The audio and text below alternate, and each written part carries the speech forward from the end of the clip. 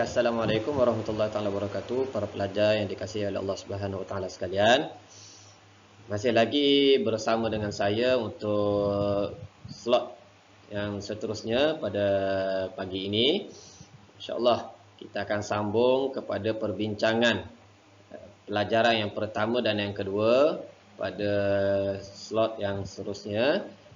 Sebelum kita meneruskan lagi perbincangan pada pagi ini, bagaimana para pelajar sekalian? Masih lagi bersemangat untuk meneruskan slot PJDM kita pada pagi ini? Moga-moga semuanya masih lagi bersemangat dan tetap istiqamah di tempat masing-masing.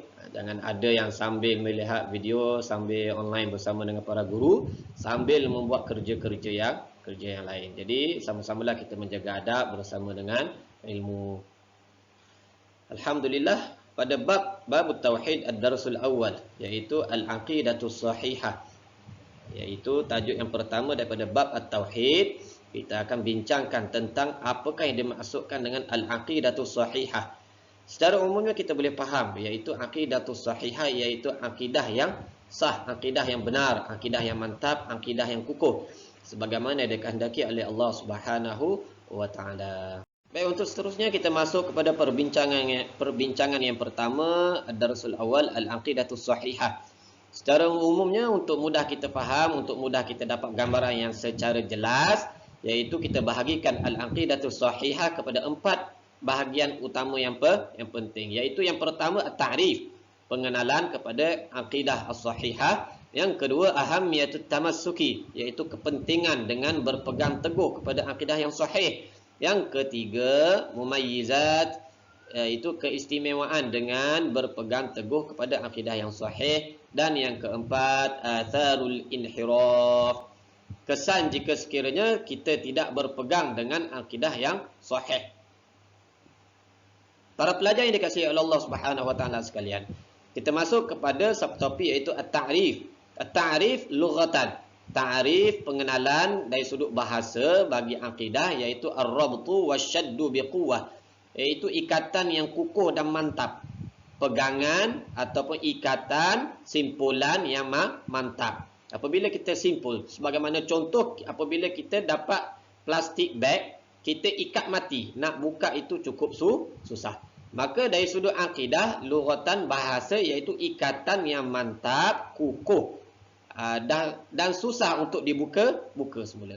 Dari sudut istilah, ma'aqadal insan qalbahu alaihi wadanillah, apa sesuatu yang mengikat manusia, hati manusia kepadanya untuk bergantung kepada Allah Subhanahu wa taala. Sesuatu yang mengikat hati manusia untuk hampir kepada Allah Subhanahu wa taala. Dengan akidah inilah yang akan mendekatkan diri kita semua kepada Allah Subhanahu wa taala. Seterusnya kita masuk kepada ahamiyatut tamassuki, iaitu kepentingan dengan berpegang teguh akidah yang sahih. Di dalam kitab, para pelajar boleh rujuk pada muka surat 4, iaitu dibahagikan kepada 4 poin yang utama kepentingan, dan di sini saya hanya nyatakan 2 sahaja. Bakinya para pelajar boleh baca sendiri dan boleh fahamkan ayat yang mudah, dan disertakan juga di situ dengan ayat Al-Quran. Ahamiyatut tamassuki, yang pertama al-aqidatu asasuddin. Akidah adalah asas kepada untuk beragama. Apabila seseorang menyatakan, kita, sebagaimana contoh, kita mengaku kita adalah orang yang beragama Islam, mesti ada pegangan kepercayaan kita yang utama. Kalau kita berjumpa dengan orang Buddha, mesti ada keyakinan yang mereka berpegang. Orang Kristian dan sebagainya, mesti ada akidah yang tersendiri ataupun pegangan kefahaman yang tersendiri. Maka dari sudut agama Islam, akidah adalah asas untuk beragama. Akidah yang sahih adalah asas di dalam untuk kita beragama. Sebagaimana ayat Allah Subhanahu wa taala, a'udzu billahi minasyaitonir rajim, wa ma umiru illa liya'budullaha mukhlishina lahuddin, surah Al-Bayyinah. Dan yang kedua, kepentingan yang kedua dinyatakan di sini, al-aqidatu muqaddimatu 'alal a'mal. Akidah adalah pendahuluan ataupun muqaddimah, pembuka kepada segala amalan. Contohnya kita adalah seorang yang kaya dan kita suka menderma. Maka tidak ada maknanya dermawan kita itu, sifat dermawan kita itu andai kata kita tidak mempunyai akidah yang mantap, kita tidak mempunyai akidah yang benar, kita tidak mempunyai akidah yang sahih. Jika sekiranya kita tidak mempunyai akidah yang sahih, segala amalan kita tidak akan dinilai oleh Allah Subhanahu wa taala. Maka pentingnya berpegang teguh dengan akidah yang sahih adalah pembuka kepada segala amalan kebaikan yang hendak kita lakukan. Seterusnya, para pelajar yang dikasihi oleh Allah Subhanahu wa taala sekalian, kita lihat kepada mumayyizat, iaitu beberapa kepentingan dalam berakidah yang sahih. Dinyatakan di sini boleh lihat pada muka surat yang kelima. Yang pertama, aqidatun wadhihah, iaitu akidah yang jelas. Akidah yang jelas maksudnya tidak ada gambaran yang lain selain daripada keyakinan kepada Allah Subhanahu wa taala. Yang kedua, aqidatun laisat gharibah anil fitrah, iaitu akidah yang sahih ini yang sebenarnya adalah mengikut kepada fitrah manusia sebagaimana yang ditentukan oleh Allah Subhanahu wa taala. Setiap manusia yang dijadikan sudah pastinya secara fitrah mesti hendak bertuhan. Kerana apa? Kita adalah makhluk yang dijadikan sudah semestinya mempunyai banyak kelemahan. Maka hanya kepada Khalik saja, pencipta sahaja yang kita untuk bergantung harap. Yang seterusnya, aqidatun thabitatun muhaddadah, la tuqbalu ziyadah wan nuqsan. Akidah yang mantap adalah tidak menerima segala pertambahan dan juga kekurangan. Hanya mengikut kepada yang telah diajarkan oleh Allah Subhanahu wa taala kepada Nabi Muhammad sallallahu alaihi wasallam melalui perantaraan malaikat Jibril alaihi salam.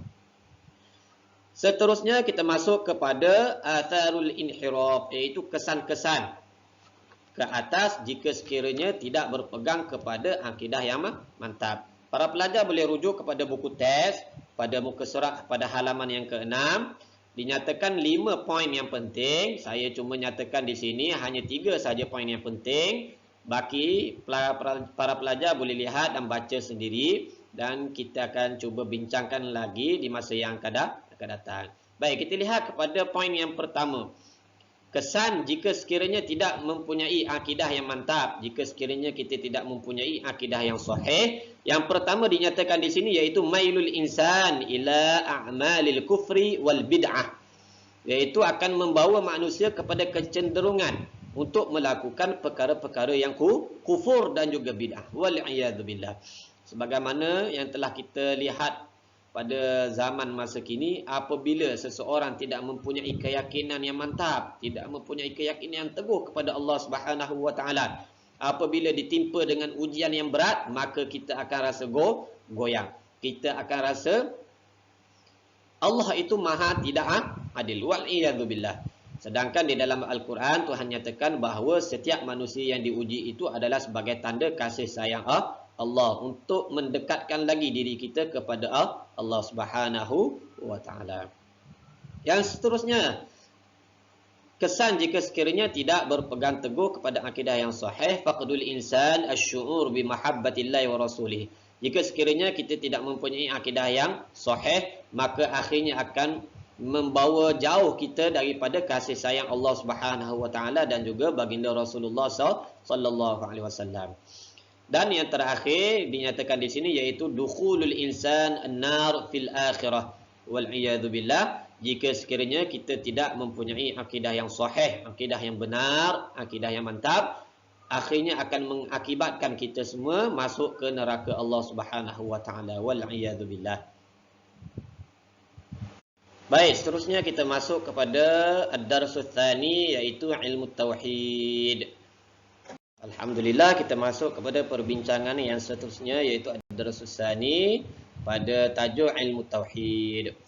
Baik, secara umum dan secara ringkasnya untuk mudah kita memahami apa yang akan dibincangkan pada tajuk ini, iaitu kita bahagikan juga ilmu tauhid kepada 4 poin yang penting, iaitu kepada ta'rif, yang kedua hukum untuk mempelajari ilmu tauhid, yang seterusnya thamaratuhu, iaitu keistimewaan ataupun hasil daripada kita mempelajari ilmu tauhid. Dan yang keempat, maudhu', apakah perbincangan yang akan berlaku di dalam pembelajaran ilmu tauhid.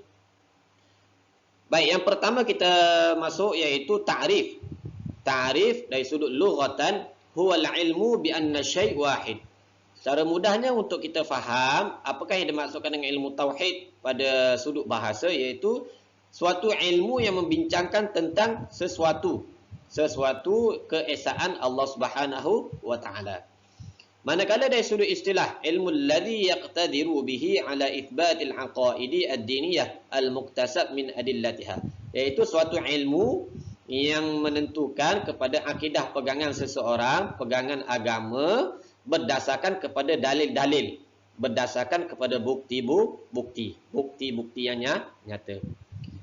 Manakala dari sudut hukum mempelajari ilmu tauhid adalah fardu ain ala kulli muslim wa muslimatin, iaitu adalah fardu ain. Apakah yang dimaksudkan dengan fardu ain para pelajar?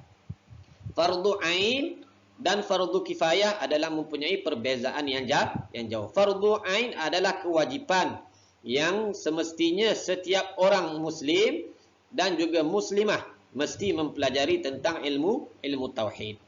Jika sekiranya kita tidak mempelajari, maka akan jatuh hukum berdosa. Seterusnya, thamaratuhu, iaitu hasil daripada mempelajari ilmu tauhid, boleh rujuk kepada buku teks pada muka surat 10.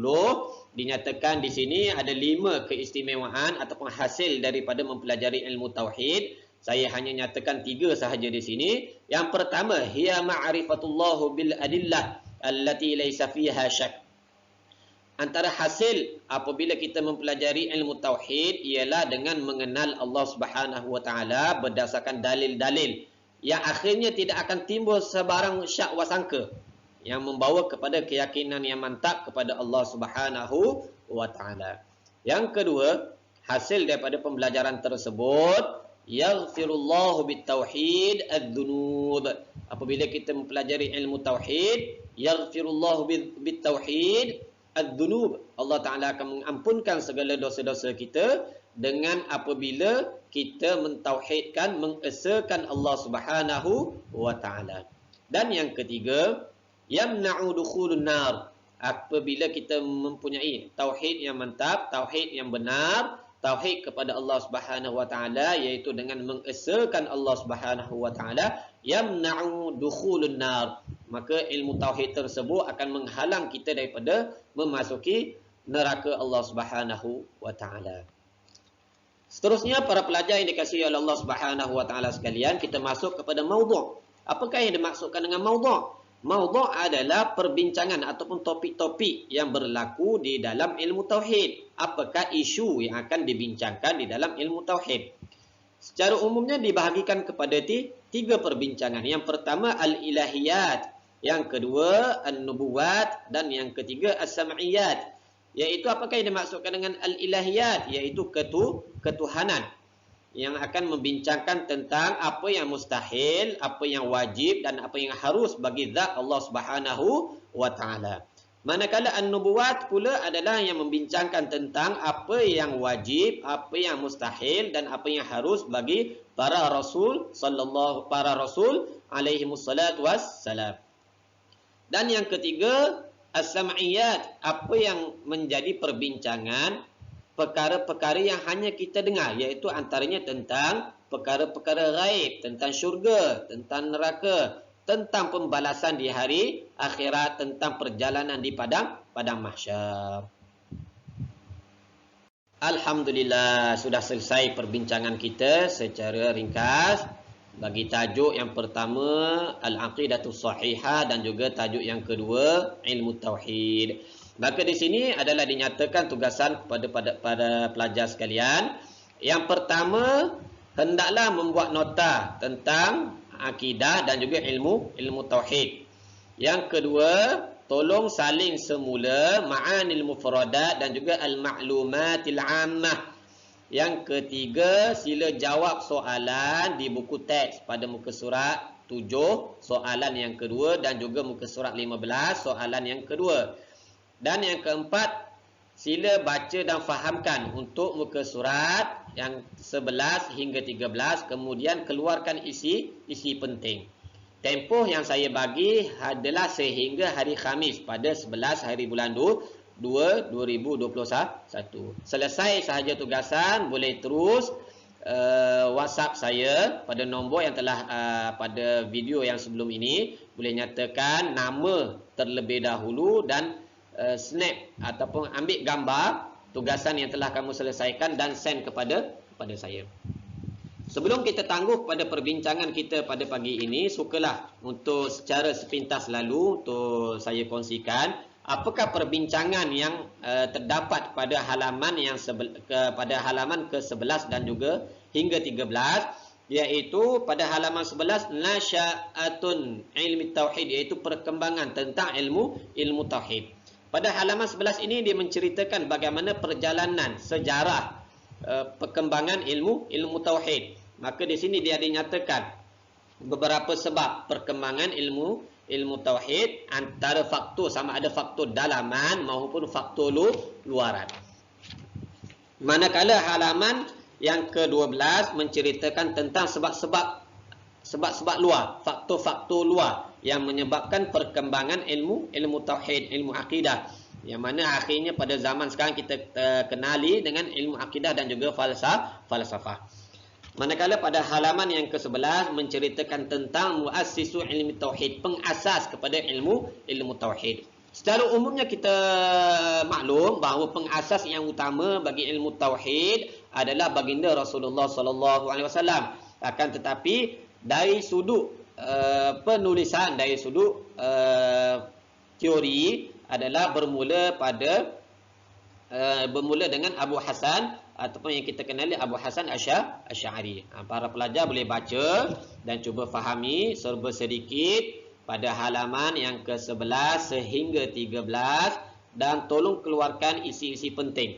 Apa sahaja yang kamu baca, kamu agak ini adalah poin-poin yang penting, maka kamu tulis dan nanti tolong snap gambar dan send kepada saya sehingga tarikh yang telah dinyatakan pada hari Khamis 11 hari bulan 2 2021. Moga-moga ada keberkatan pada perbincangan kita pada kali ini dan mudah-mudahan Allah Ta'ala campakkan sedikit kefahaman kita di dalam mempelajari tentang ilmu agama. Dan mudah-mudahan Allah Ta'ala jauhkan kita daripada segala bala bencana COVID-19 dan sebagainya. Mudah-mudahan kita semua sentiasa istiqamah di dalam menuntut ilmu agama Allah Subhanahu wa Ta'ala. Ampun maaf di atas segala kekurangan dan terima kasih di atas segala perhatian sehingga kita bertemu lagi di lain sesi. InsyaAllah mudah-mudahan panjang umur kita bertemu dan bersua muka di sekolah kelak nanti. InsyaAllah. Aqulu qawli hadha wa astaghfirullahal azim li wa lakum. Wassalamualaikum warahmatullahi ta'ala wabarakatuh.